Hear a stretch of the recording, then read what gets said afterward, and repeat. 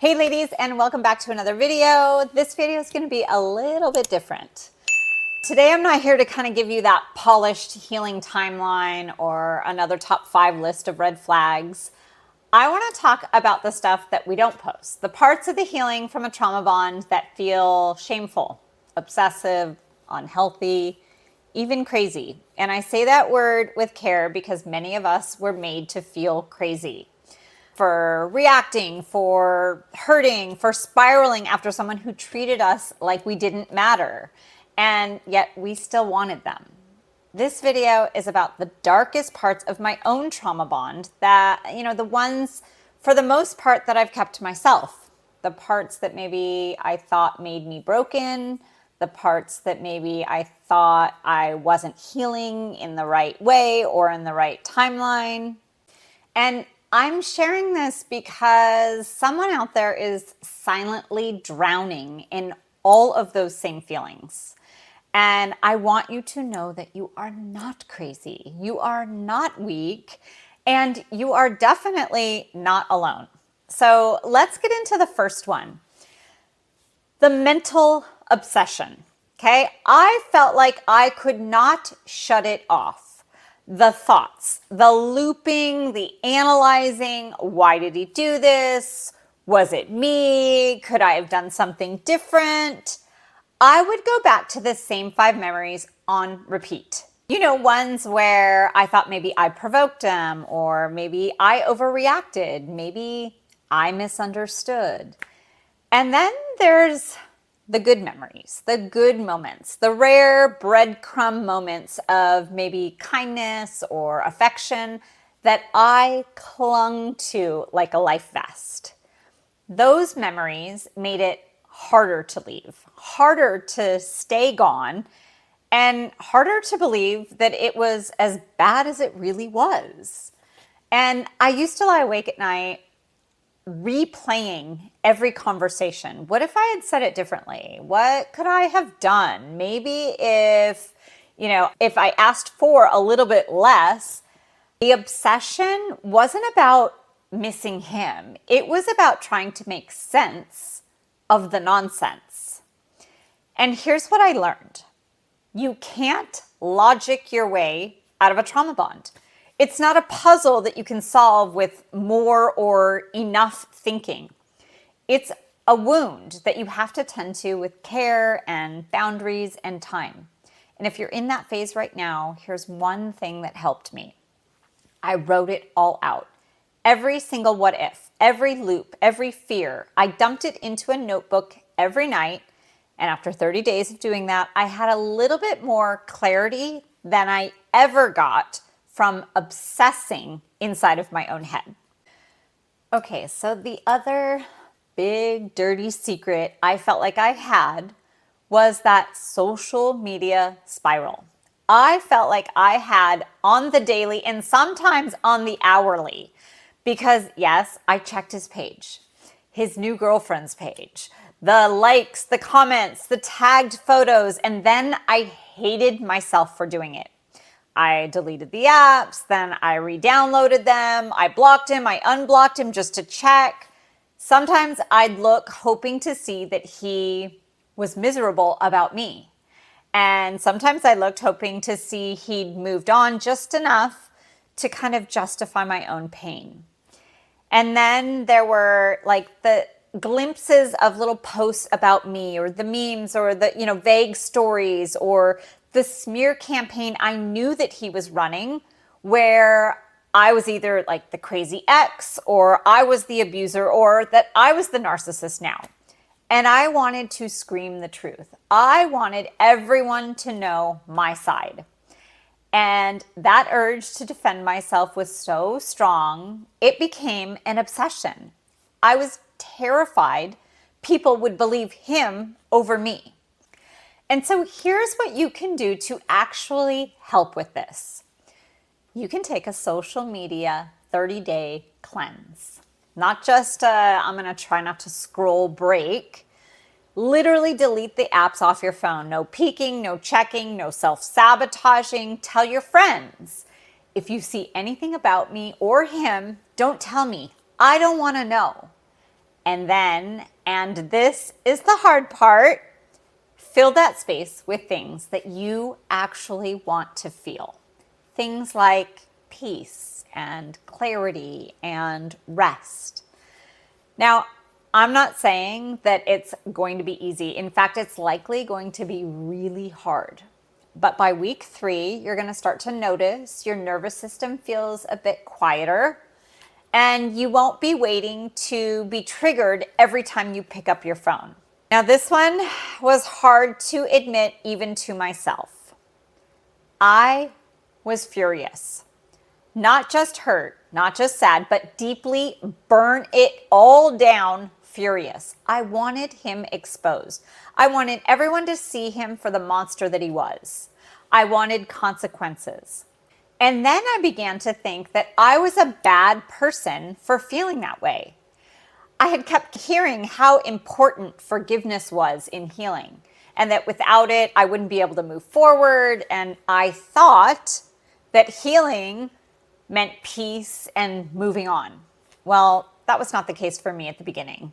But here's the truth. Anger is a part of grief, especially when you've spent years swallowing your pain just to survive. So anger is what bubbles up when the truth finally has room to breathe. And I'm here to tell you that you're allowed to feel it. You just don't want to build a home there, right? If you are stuck in revenge fantasy mode, try this. Write down every consequence you wish they'd face. Everything. All of it.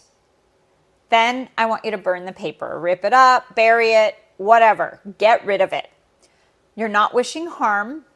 You're releasing yourself from carrying that rage. And you can start focusing that forgiveness on yourself instead. Okay, so let me know if this one rings true for you. Every unknown number or no caller ID made my stomach drop. A knock at the door, instant freeze.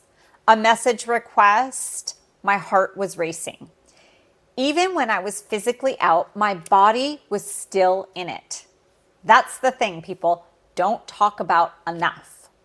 Your body doesn't understand the breakup. It understands danger. And until it feels safe, it stays on high alert. I would try to relax and I couldn't. I'd be in the store and my phone would ring and there would be like this immediate pit in my stomach.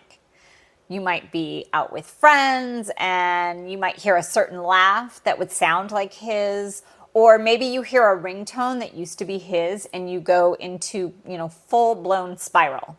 There were nights that I'd wake up from nightmares convinced that he was in the room. The trauma lived in my nervous system. And yes, time does help to dissipate these things.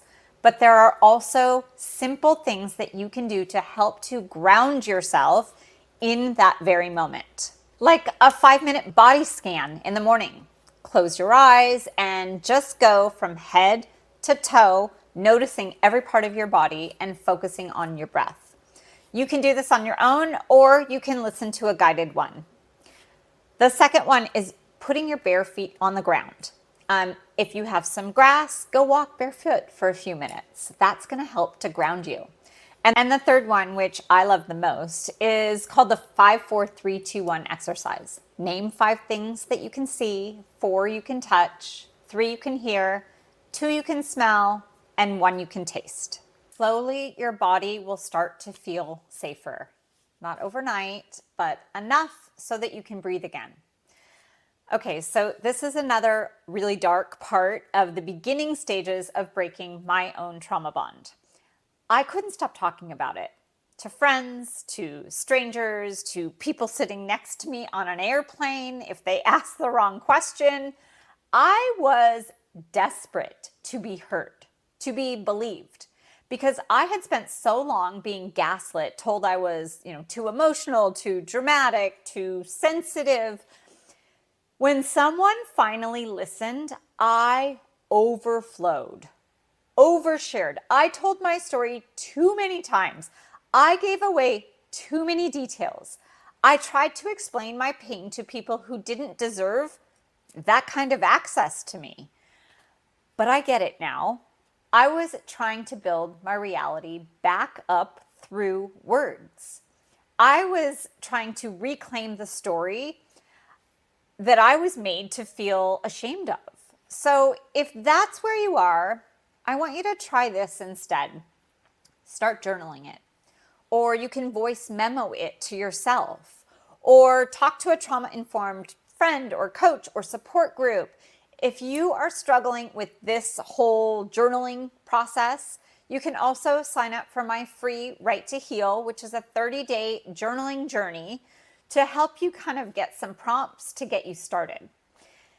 Now, I had both a counselor that I spoke with weekly, and I began to vlog my entire healing journey from all the epiphanies of healing on, and I did this all on social media. Now, I recognize that is not for everyone. And quite honestly, I'm not sure I would even recommend that route. I likely shared way too much with way too many, but that's why I'm saying that these are the dark parts that no one's really talking about. There's nothing wrong with wanting to be witnessed. I think it's just really important to be intentional about who gets to honor that. Okay, and then there is the whole brain fog. I was at times embarrassed at the things I didn't remember. My brain just didn't work the way it used to. I would read a sentence and forget what I just read. I couldn't watch a movie without completely zoning out. I couldn't remember appointments or keep track of time. Both my mental and my physical organization of everything was an absolute disaster. Things that I felt like that shouldn't be a chore or that should have been routine items, or I felt like I should remember, I just didn't.